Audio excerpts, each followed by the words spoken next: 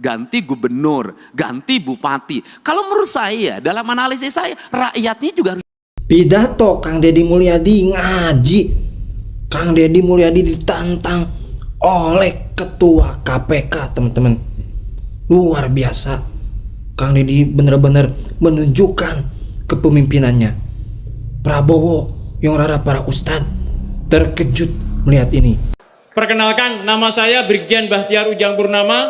Saya sebagai mitra Bapak Ibu semuanya untuk mengampu wilayah Direktorat 2, yaitu Jawa Barat, DKI, Banten, Bangka Belitung, Sumatera Selatan, dan Lampung. Saya ingin mendengarkan kira-kira trik-trik dari Pak Gubernur Jawa Barat ini dengan langkah pemikiran yang beraninya, karena beliau saya challenge malah men-challenge saya gitu kan. Wah, ini sangat berani sekali. Saya undang Pak Gubernur, kapan saya harus hadir ke sana? Ngapain Bapak hadir ke tempat saya? Saya hadir ke tempat Bapak, katanya gitu kan. Nah, ini. Dan kita menginginkan tidak ada satupun orang yang menjadi pejabat negara ingin dipanggil oleh direktur penyidikan. Tidak ada. Semuanya ingin diundang oleh direktur pencegahan. Selalu katakan ganti pemerintah, ganti gubernur, ganti bupati. Kalau menurut saya, dalam analisis saya, rakyatnya juga harus diganti. Itu kedudukan keuangannya menjadi jauh berbeda. Karena jauh berbeda, nyarinya itu harus dari perjalanan dinas. Tapi inefisiensi sehingga anggaran DPRD provinsi itu gede banget, tapi masuk ke kantong DPRD-nya kecil banget. Itu kan cerita klasiknya begini. Untuk itu, forum ini saya minta ke Pak Direktur Pencegahan di KPK segera dirumuskan agar kedudukan keuangan ini menjadi setara. Untuk apa? Maka akan ada penurunan anggaran DPR. Sudah turun anggarannya, tikumpe-nya menjadi besar, sehingga uangnya ini akan bermanfaat untuk percepatan pembangunan. Dibanding seperti sekarang, jadi bolak-balik cerita bahwa tidak boleh meminta vokir dalam bentuk arah yang bersifat kepentingan individual. Iya, di forum KPK, di pembahasan tetap ada.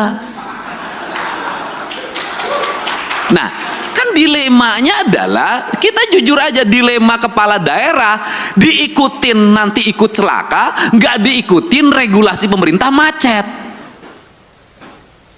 Kan ini harus diomongin terbuka, nggak boleh lagi kita pura-pura tidak butuh tapi butuh.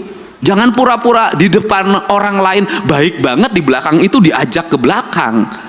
Ini hal yang harus, untuk itu saya meminta bantuan jajaran pimpinan KPK agar kedudukan keuangan DPRD itu sudahlah, daripada tikumpenya diputerin dulu, nyewa hotel, nyewa pesawat, langsung saja honor-honor diberikan berdasarkan rapat-rapat di DPR, dari mulai rapat komisi, rapat badan musyawarah, rapat badan anggaran, rapat paripurna 1, 2, 3-nya, itu semua. Kalau sudah seperti ini, anggota DPRD setiap hari akan di kantor, karena kalau tidak ke kantor, tidak dapat tikumpai. Selesai, Pak. Setelah itu ekonominya berputar lokal di daerah itu, tidak lari keluar. Ini kan kasihan daerah-daerah yang dapetinnya dari PBB, parkir, pajak restoran, yang kecil-kecil dikumpulin, habis itu uang restoran yang dipungut dari restoran kecil dipakai makan di restoran berbintang di kota besar. Ini harus segera dibenahin kalau negeri ini ingin baik.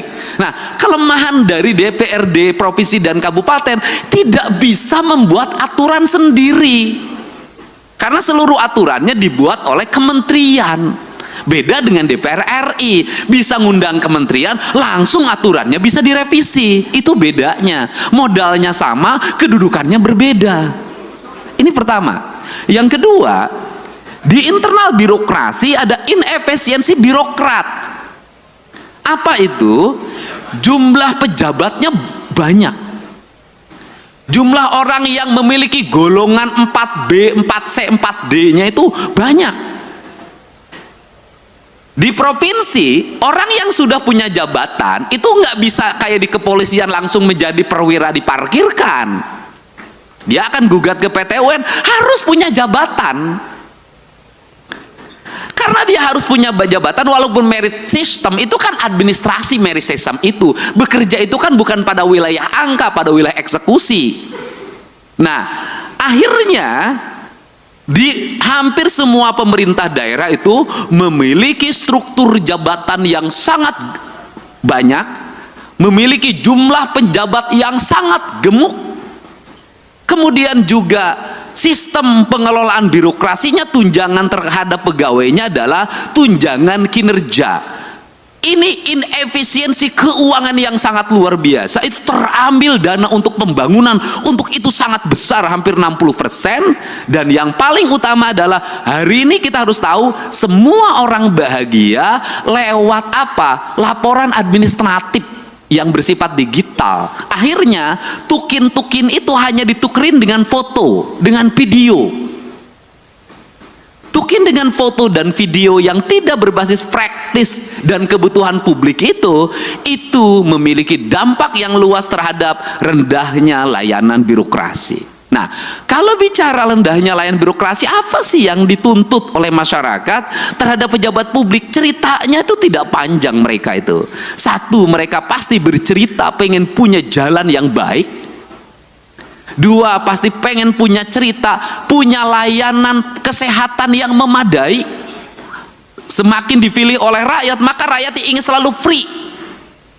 Free puskesmas, free rumah sakit, kemudian free sekolah, semua free. Seluruh free ini juga, mohon maaf, tidak berbanding terbalik dengan perilaku publik. Satu sisi negara mengeluarkan uang sedemikian besar untuk layanan publik, tapi publik juga tidak punya kesadaran untuk membangun postur dirinya. Saya berikan contoh, negara memberikan layanan terhadap layanan pendidikan free dari SD sampai SMA, terutama di sekolah pemerintah, free. Tetapi di sisi lain, anak-anak sekolah kita uang jajannya 25.000 sampai 30.000.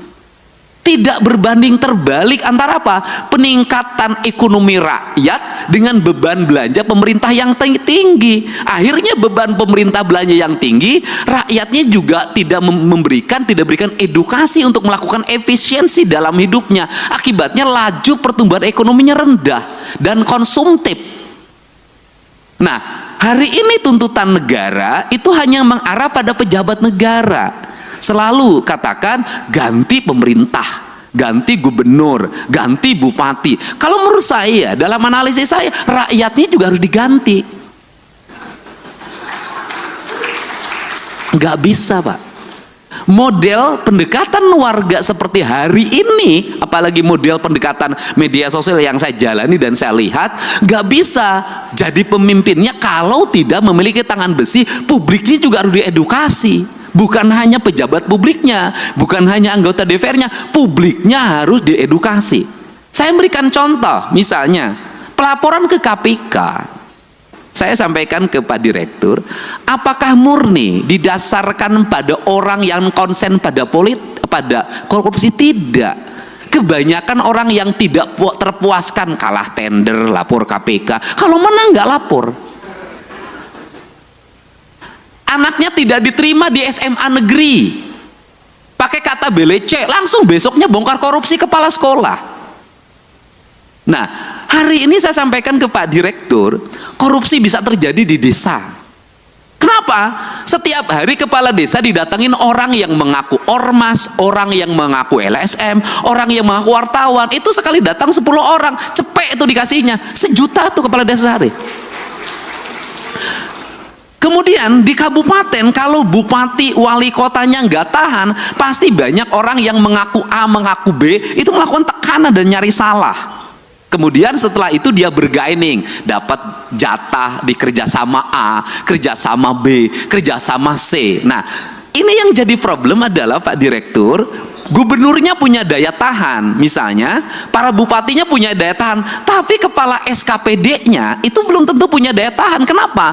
Gubernur enak, SKPD-nya tinggi, Pak, jauh jaraknya ke masyarakat. Kalau bupati wali kota itu dekat ke tetangganya, didatengin tiap hari, pusing, akhirnya dilayanin. Jadi pemerintah ini yang terjadi di Indonesia hari ini adalah semakin dia strukturnya makin rendah, tingkat resikonya makin tinggi, sorotan publiknya makin tajam, biayanya makin rendah. Sehingga ini problem yang harus segera dibenahi. Untuk itu, terakhir, apa sih sebenarnya solusi dari ini semua untuk membalik branding publik kemudian agar terarah? Tidak ada jalan lain bagi pemerintah untuk memanfaatkan platform media sosial secara terbuka. Kalau saya nantang-nantangan aja, sudah saja APBD kita di YouTube-kan, di TikTok-kan, di IG-kan, sampaikan detail itu anggaran secara terbuka, kasih gelondongannya, mereka suruh baca sendiri, karena dengan itulah sesungguhnya brand atau trust, kepercayaan akan tumbuh. Karena orang Indonesia itu punya tradisi, semakin diceritakan, semakin dijelaskan, maka dia semakin tidak peduli, semakin ditutupi, semakin penasaran. Dan orang Indonesia itu seneng penasaran. Semakin ditutupi, itu semakin penasaran, semakin diintip. Jadi kalau pintunya dibuka nggak berani masuk orang Indonesia, tapi kalau pintunya dibuka dikit orang Indonesia tuh seneng masuk karena ini penasarannya. Jadi itu, cuman yang terakhir dibalik itu semua juga bahwa seluruh keterbukaan harus diimbangi juga dengan tingkat kesejahteraan aparatur dengan baik di luar ASN. Justru menurut saya yang berat dihadapi itu adalah para politisi. Standarisasinya tidak ada, tuntutan publiknya kuat, resikonya tinggi. ASN itu ada standarnya, politisi itu nggak ada standarnya. Ini problem. Politisi itu nggak bisa membedakan mana gaji, mana operasional. Kenapa? Karena gaji dan tunjangannya adalah operasional. Itu problem. Nah, itu bagaimana solusinya, Pak Direktur? Solusinya begini saja menurut saya. Daripada operasional digabungkan dianggap sebagai tunjangan bagi para pejabat negara, lebih baik dikasih float. Dari total APBD yang dimiliki, berapa plot yang disiapkan oleh pemerintah dalam bentuk nilai, misalnya gubernur itu misalnya taruhlah 5 miliar atau 10 miliar, yang itu bisa didisposisi untuk menyelesaikan problem-problem sosial secara langsung agar dia bisa eksekusi. Kenapa? Kalau saya barangkali bisa turun eksekusi, wajar lah. Kenapa? Karena saya punya platform media sosial yang memiliki nilai. Tapi kan tidak semua para gubernur punya, tidak semua para bupati punya. Ketika mengeksekusi ke lapangan, ada banjir, bendungannya harus diambil alih hari ini, alat beratnya harus diturunkan, sembakonya harus dikeluarkan. Kepala daerah yang taat asas terhadap anggaran tidak akan bisa berbuat apa-apa. Kenapa? Belum dibahas, belum ada pengajuannya. Nah, dia harus bergerak nyari kemana. Tidak semua daerah kaya, tidak semua daerah punya perusahaan yang digerakkan bayar CSR-nya. Banyak yang pas-pasan. Dia nyaris mati karena tidak punya langkah eksekusi yang bersifat benar menurut negara. Ini yang mesti saya katakan, harus ada platform yang bisa dikeluarkan oleh pemerintah yang itu darurat dan diaudit secara baik oleh BPK dan BPKP serta bisa dipertanggungjawabkan. Sehingga apa? Kepala daerah itu bisa tampil menyelesaikan masalah. Kenapa kepala daerah jarang turun? Kalau turun itu tuntutannya banyak. Kalau nengok banjir nggak cukup di banjir, sembakonya, penanganan mesinnya, segala macam. Nah, kepala daerah yang tidak siap dengan fiskal tunai itu nggak mungkin. Yang kemarin aja belum balik, apa harus keluar lagi? Kan itu loh. Nah, ini fakta-fakta yang mesti didiskusikan bersama, karena tugas pencegahan adalah mencegah seluruh aparat pemerintah untuk tidak berbuat yang bersifat koruptif dengan cara membuat ruang fiskal agar para kepala daerah memiliki kecukupan fiskal untuk menyelesaikan setiap problem publik yang terjadi. Barangkali itu pengantar dari saya. Semoga pertemuan ini menjadi pengantar dan pencerahan, dan kita menginginkan tidak ada satupun orang yang menjadi pejabat negara ingin dipanggil oleh direktur penyidikan. Tidak ada. Semuanya ingin diundang oleh direktur pencegahan. Enaknya direktur pencegahan tuh bisa senyum-senyum, bisa pegang-pegang, bisa peluk-peluk. Kalau Pak Ujang direktur penyidikan nggak akan sebaik ini. Gitu loh. Untuk itu saya ucapkan terima kasih. Saya mohon teman-teman semua, tadi kita sudah melihat pidato dari Gubernur Jawa Barat Kang Deddy Mulyadi. Luar biasa ya teman-teman ya, pidato dari Kang Deddy Mulyadi yang mana ketua KPK ya nantang gitu. Coba dari Gubernur Jawa Barat Kang Deddy mulai dijelaskan ya strategi dan apa untuk kemajuan Jawa Barat. Brebet ya, Kang Deddy langsung menjelaskan itu semua, langsung memberikan pengetahuan penting ya kepada ketua KPK langsung, teman-teman ya. Masya Allah ya, Masya Allah, Kang Deddy luar biasa ya teman-teman. Di situ juga banyak para menteri ya, para pejabat tinggi ya teman-teman. Sangat salut ya dengan pidato Kang Deddy Mulyadi ini. Berani loh ngebantah pernyataan dari KPK. Coba sebelumnya ada gak yang seperti itu? Ada gak gubernur yang berani ngebantah ataupun melawan narasi-narasi yang disampaikan oleh seperti KPK dan yang lainnya? Saya belum melihat ya teman-teman gubernur seperti itu. Dan alhamdulillah Jawa Barat mempunyai itu ya teman-teman, yang mana berani ngebantah, berani tunjuk diri ya untuk membela keadilan rakyat. Ini luar biasa teman-teman, sungguh luar biasa teman-teman ya. Masya Allah ya, Prabowo pasti terkejut melihat ya anak buahnya di provinsi seperti Kang Deddy Mulyadi. Luar biasa. Yung Rara, para ustadz pun pasti kagum keberanian Kang Deddy menyampaikan yang benar. Katakan benar walaupun pahit. Masya Allah ya, semoga bisa kita amalkan di kehidupan sehari-hari, mengatakan yang benar walaupun itu pahit teman-teman ya. Masya Allah, tabarakallah ya. Semoga sehat selalu dimanapun teman-teman berada. Kang Deddy Mulyadi pun semoga sehat selalu, amin ya rabbal alamin. Oke, itu dia video kali ini. Terima kasih. Sampai berikut video. Assalamualaikum warahmatullahi wabarakatuh.